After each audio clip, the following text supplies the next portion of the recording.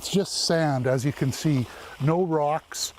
It's easy to work with. If you like fresh BC-grown vegetables, there's a good chance you've eaten from this field. It produces the earliest crops every year. First potatoes, first carrots, first cabbage. It allows us to jumpstart the market and repel Mexican and U.S. product.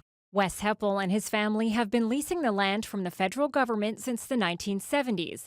It sits on 192nd Street in Surrey's Campbell Heights neighborhood and yields 30 to 50 million servings of produce each year, enough to put a serving on every Metro Vancouverite's dinner plate for 2 to 3 weeks. The parcel is surrounded by warehouses erected over the years as farmland sold for hundreds of millions.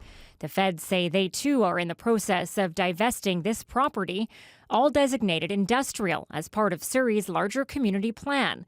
But Heppel hopes that will change because of how unique it is. It's sand. There's no stones in it. We've removed the stones.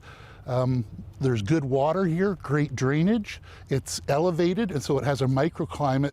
Allowing for regenerative farming, a key recommendation in climate change resiliency. Why would we take our most productive farmland and pave over it and put concrete on top of it?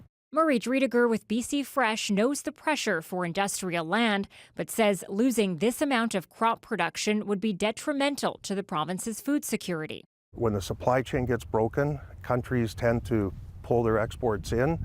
They tend to take care of themselves. Nobody else is going to help us.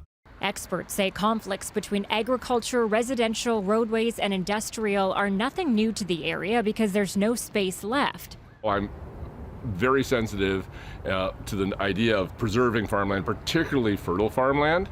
You know, it is in this particular case running up against an area where we're not talking about sprawling single-family homes. We're talking about land that would provide jobs. Somerville agrees the province could swap the land into the ALR, taking a less fertile piece out, but says it's complicated. And the feds stand to cash in upwards of $700 million. For now, it's wait and see for these farmers who don't know when they could be planting their last seed. Anita Bath, CBC News, Surrey.